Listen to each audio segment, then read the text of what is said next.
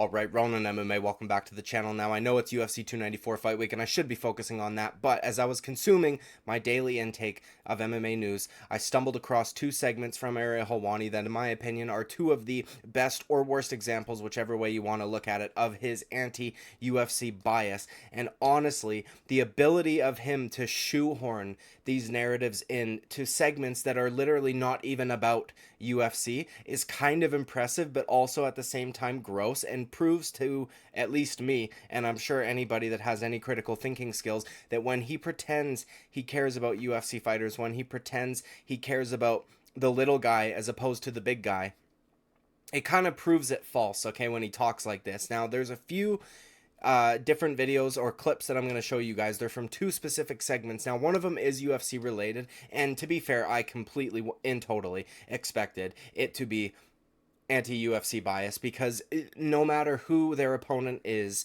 he will always side with the opponent rather than UFC, and that was, of course, the whole USADA situation. And then also, though, one of the other segments was regarding the Misfits boxing card, which took place this Saturday, and it seems pretty standard from most of the people that I've spoken to that whether or not they paid for this card, they felt robbed, either of their money or their time, okay? So it wasn't like there's no real defense of it, okay? But Ariel Helwani somehow attempts to make a defense of it by throwing the UFC's Apex card under the bus, which I thought was absolutely ridiculous, especially in this case, because the Apex card this week was phenomenal. And either way, we're going to cover all of that. So let's get right to it, dude. I'll show you guys a clip, and then I'll talk about it, and then I'll show you another clip. I'll talk about that, and so on and so forth until we get to the end of this video. And I'm going to prove how biased and expose how biased Ariel Helwani is on a regular basis. Anti-UFC rhetoric through and through, no matter what. So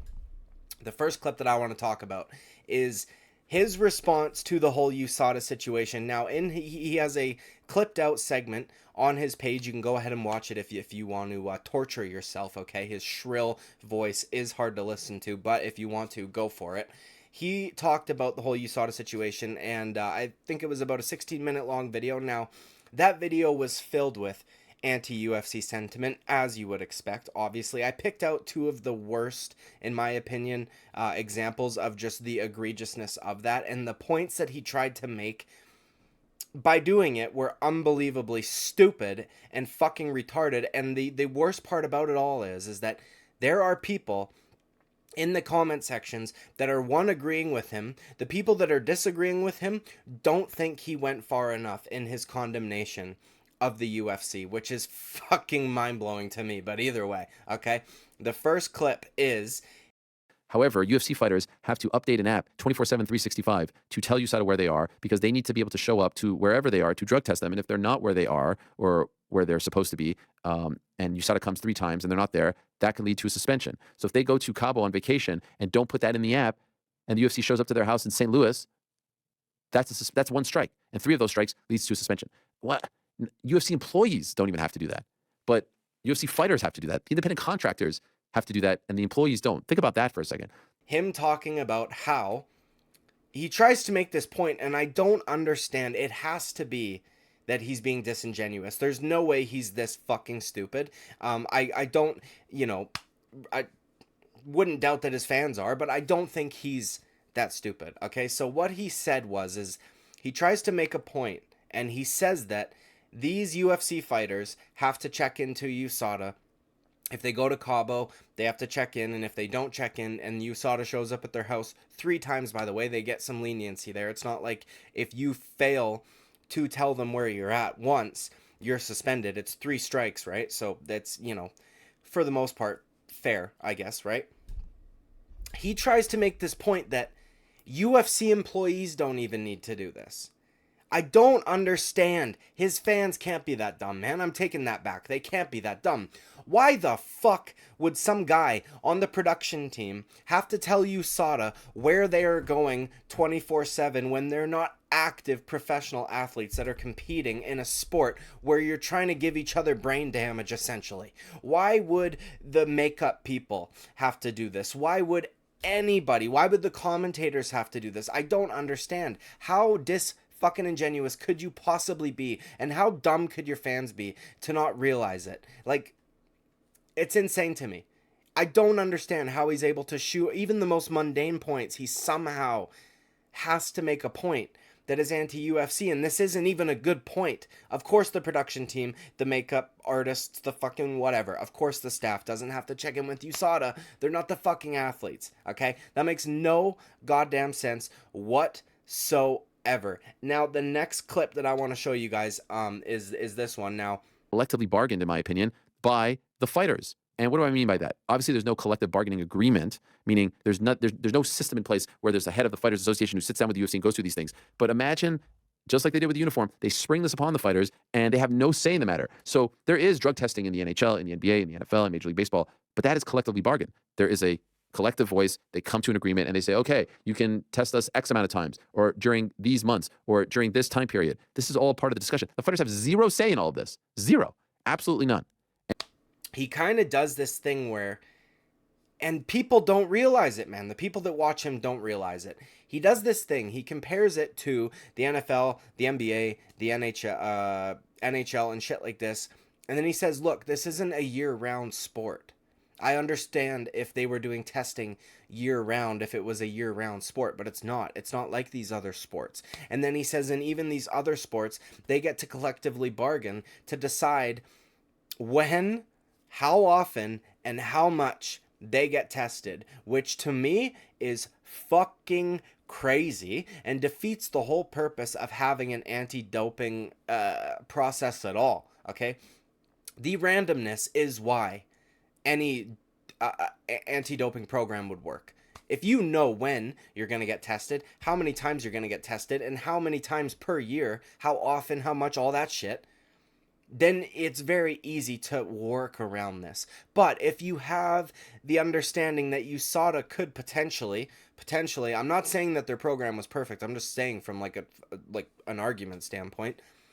If you're under the understanding that USADA could show up at your house at any given time, and you have to let them know when you go on vacation, you have to let them know for how long, you have to let them know all this shit, right? It's an incentive to not do shit, because the illusion that you'll get caught is always there. If you know when, where, how much, all that shit, it defeats the entire purpose. And also, by the way, this motherfucker tries to say, with these sports are year round, and he says, but UFC fighters fight 3 times a year, if that. So it's not a year-round sport, is his point. And we shouldn't be having to test them all the time. Okay, dude, okay, really. This guy, I can't believe that his fans aren't like, are you fucking retarded? Did you actually just say this, dude? Because that might be one of the worst points I've ever heard in my life. If a guy competes 3 times in a year, that's 3 camps that he's in. That's a minimum of like 24 weeks. And of course, we're not talking about short notice opportunities and shit like that here. On average, right? A fighter's going to go into camp like 6 to 8 weeks. Sometimes more, dude. Some guys do 12. But let's just be generous, okay? 6 to 8 weeks, right? That's like 3 times a year.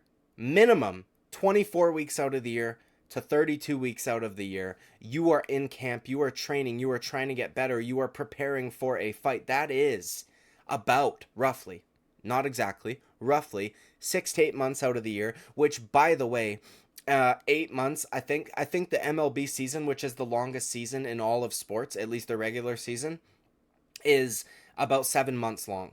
Right? Now, I know they play a fuck ton of games in that 7 months, but it starts in April, it ends in like early October. It's roughly 7 months. A UFC fighter, theoretically, is in camp preparing for their competition more than an MLB player, or more than any of the other sports that he listed. It is a very unique sport in the sense that in the off season, they're not just playing golf. Do you know what I mean? I'm sure they might do that from time to time, but they're actively getting better at their sport. They're actively preparing for competition. No, they don't play 82 games a fucking year. No, they don't go to 82 practices a year. They're in the gym pretty much every fucking day. They're in camp 6 to 8 months out of the year, and and all of that to compete those 3 times out of the year. So if anything, it's more of a year-round sport than these other sports. And I understand that maybe MLB and even the NHL for that matter, with the with the playoffs included, maybe it goes a little bit longer. But for him to sit there and pretend like this sport is different in terms of drug testing because they only compete 3 times a year is so disingenuous. He literally makes it seem as though they only do their sport 3 times out of the year. And for the other 362 days or whatever the fuck, right? They're not in competition, so it doesn't matter. They should be able to do whatever they want. They should be able to collectively bargain and determine when they get drug tested, how much they get drug tested, and how often those drug tests occur, which is just fucking insane to me. Okay, that's insane. If you want an anti-doping program, you sure as fuck don't want the one Ariel Helwani's advocating for. Okay, now if you're one of the people that think just let them all fucking dope, then fine. But even if you are one of those people, you can't deny that this argument is just fucking horrific, and it's literally only to be anti-UFC. He just wants to shit on the UFC, and he tried to compare the independent contractor term that USADA used, right? He said, oh, that was a little dig there that they took at them. And then he says it's insane how an independent contractor in this situation has to be told what to wear, the drug testing, all this shit, but if a plumber comes to his house, he doesn't get to tell him what to wear. Fucking yeah, the fuck you do, Ariel Helwani. Dude, if that plumber showed up ass naked when your wife is at home, would you be cool with that, bro? Do you know what I mean? Like, a lot of what a plumber would wear when he shows up to your house is based on more societal standards, I guess, right? But you absolutely can determine when they show up to your house. By the way, you call a contractor, what dates are you available? Oh, what time? Okay, can you come maybe a little bit later because I got to get my kids to school. I don't want you... All this shit. You absolutely determine all of these fucking things. Huh, dude? Also, the ones that have the most say over their own career are ones that have started their own business. Okay? It's a little different here. The UFC independent contractors, the fighters, are using Dana White's business to make their money. It's very different. There's not a direct one-to-one here. You're not... with a plumber, you are the customer. You pay them for a service. The UFC has the promotion, they put on the show, they do all the production, they deal with the venues, they sell the tickets, they do all this shit, and they pay these fighters for their service. So that's a more direct comparison, you disingenuous little fucking cunt, okay? Jesus Christ, I can't stand this guy. Now I want to talk about the KSI Misfits criticisms, because this was not even, I can't believe his ability to shoehorn this in is fucking wild to me, dude. He was addressing criticisms that he received based on his commentary at the Misfits event, because apparently he was dick riding KSI. Now, to be honest, I don't want to comment a whole lot on that shit because I didn't watch the whole event. So I don't really have a good idea or understanding of how much dick he was taking from KSI, okay? So, but what I do want to talk about is while addressing those criticisms and while attempting to defend the card in general and the people that took part in this card, right? Logan Paul, KSI, these fucking guys, who, by the way, as I said in the opening, is pretty agreed upon that if you paid for it, you got robbed. If you didn't pay for it, okay, and you watched it illegally, maybe legally, who knows, you got robbed of your time, okay? So this isn't like a there's a bunch of people online defending the outcome or this card in general. But Ariel Helwani has to, but don't worry, guys. He has to make sure that he wants you guys to know he doesn't get paid here. I see a bunch of people talking about how I'm biased. How could I be biased? Who am I biased against? None of these guys pay me. Bull shit. Maybe not indirectly, but I'll get to that in a second. Now, I'm going to play for you guys a couple of clips and we're going to talk about them. So the first one, cares that you're, I love the ones who get critical only when they know it's okay to be critical. Only when they know, the powers that be will be okay with the criticism. Criticize, Bellator, criticize this, criticize the Jake fights. Only when they know it's okay, but they profit off of it. The YouTube channel is filled with it. The tweets are all about it. I can't wait for the breakdowns of UFC Apex 745. Why aren't you doing that if that was the real fighting? Come on, it's disingenuous, and those going out there and saying like, oh, shame on us, shame on this, like, bro, get out of here. Fuck out of here. What are you talking about? You knew exactly what this was. Don't pretend like you are higher than all of this. And there was a chance that the fights would have ended up being better than we thought, but overall... I hope I got these in the correct order, but he says, I can't wait. He's criticizing dude, this is gross to me, okay? Because he pretends so very often to be on the side of the fighter, and he basically just shit on every fucking main event Apex fighter for their inability to sell tickets or their inability to drive YouTube ad revenue or anything like this. So he says, I can't wait for the breakdowns of UFC Apex 745, after he gets finished saying that people are only willing to criticize people they know they can safely criticize. He says they won't ever criticize Bellator cards. They won't ever criticize these cards, they feel safe criticizing Bellator cards. They feel safe criticizing these Misfits cards, these influencer boxing cards, but they don't criticize the UFC cards, which is, first of all, fucking absolute bullshit.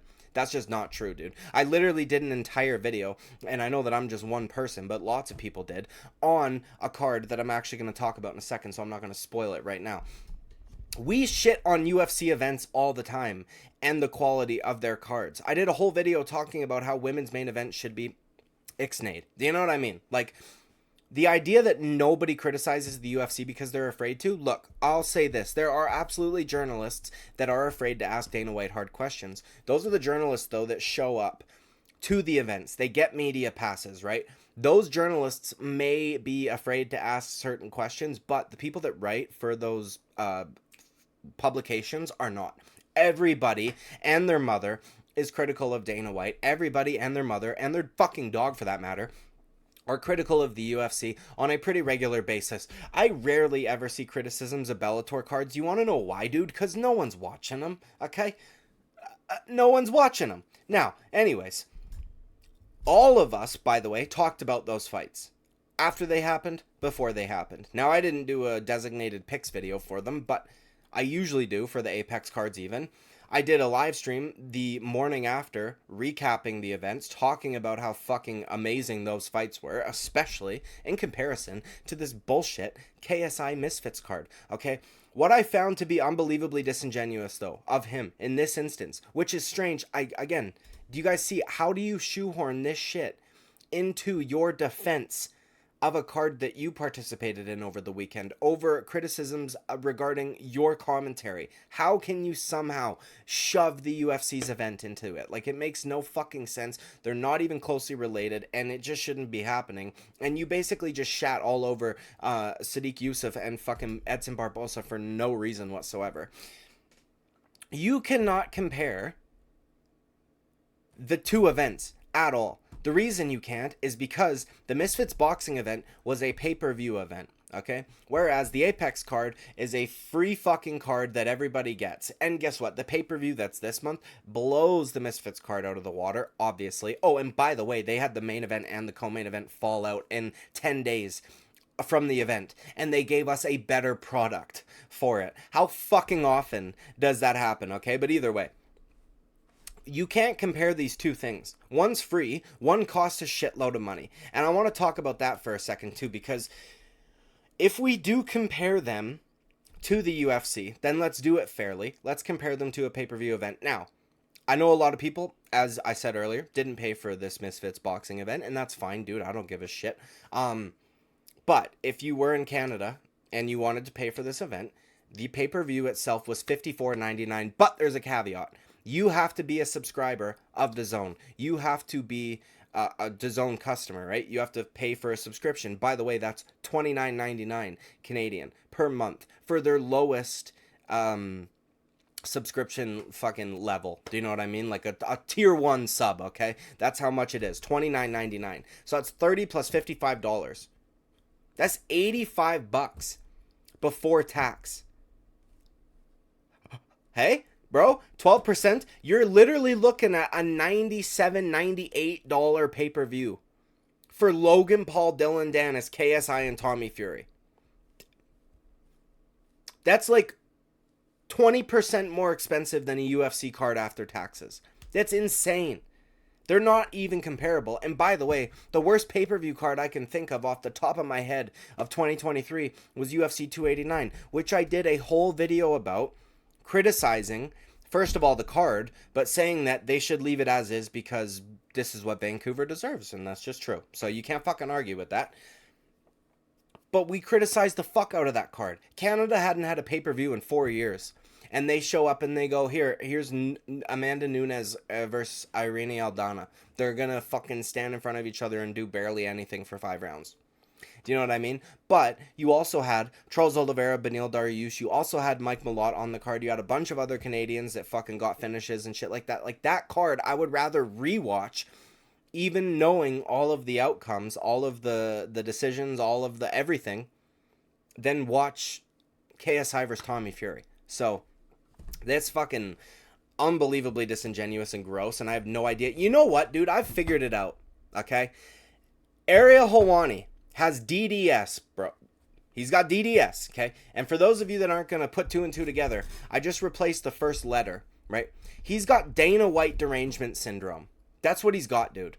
It's literally like what you see in politics all over the United States, except it's in combat sports. He has Dana derangement syndrome, or Dana White derangement. He can't fucking handle it, dude. He can't. Everything comes back to him. Dana White could retire years for years, and I would imagine Ariel Helwani will still be going on about Dana. He'll still talk shit about Dana. Well, remember when he did this? That's what he'll fucking do, dude. He literally... I forgot about this. I just read my notes. He tried to compare slap fighting to this influencer boxing shit. Slap fighting ain't selling out arenas like that. I can tell you that much. If you want to compare the two, which I don't think is fair to compare the two, they're not selling out 21,000 seat arenas. I don't even know if they're selling out the Apex, if I'm being honest. So those are some quick thoughts. I think Dylan should probably go back to MMA. And then he goes, actually, I guess it's not fair to compare. He says, but they're not selling out 21,000 seat arenas. And then he goes, I don't even know if they're selling out the Apex. Oh, really, dude? You don't think Dana White can sell a couple hundred tickets to go watch fucking Sadiq Yusuff and Edson Barboza, which was a phenomenal fight, and Ariel Helwani just shat all over it. Indirectly or not, he just shat all over it. He's basically saying Yusuff and Barboza can't sell 200 tickets. That's what he's saying. Which is fucked up, because that fight was incredible. By both guys. Do you know what I mean?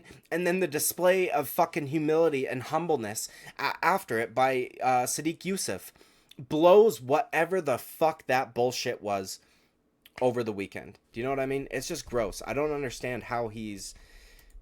You got 2 things that are hard. Bro, do you think... Let me ask you this. This is how you know he's anti-UFC, because he said that people are willing to criticize Bellator. Do you ever think he would make a comment like that about Bellator? Do you ever think he would say, I don't even think Bellator's selling out the Mohegan Sun on the native reservation? Do you think he'd ever say that? They can't sell 400 tickets. Get real, dude. Fuck this guy. I can't believe it. You're trying to defend your biased commentary, and you're biased towards the... your fucking summary of what people paid almost $100 for. By the way, in the United States, that pay-per-view cost the same dollar amount, right? $54.99 had the same price tag on it. That's like $70 US. And then you had to pay for the that's like $70 Canadian, sorry, not US. And then you had to pay for the DAZN subscription on top of that, bro. So like North Americans got robbed if they paid for that shit. It's just crazy, man. Dude's got Dana White derangement syndrome. It's nuts. I don't understand it. And then fighters that have done nothing wrong get caught in the crossfires. And it's gross to me, man. Because, again, Sadiq Yusuff and Edson Barboza put on a hell of a show, dude. Not just them either. There were plenty of good fights on that card. That card was great overall. Even the last week's Apex card, or the last card at the Apex, which wasn't all that in terms of name value, was better than this boxing card. And Ariel Helwani saying this and the way that he's acting towards it and throwing the Apex events under the bus is essentially saying, I could give a fuck less about you if you're a UFC fighter, as long or unless you have a big enough name to get me views on my YouTube channel. And I know that smart people have known this for a long time, and we will still know this, and we will keep knowing this, but... And I'm not even trying to say that I'm fucking smarter than people, but, like, I don't understand. He's so transparent with his whatever, but it just seems to be the popular opinion.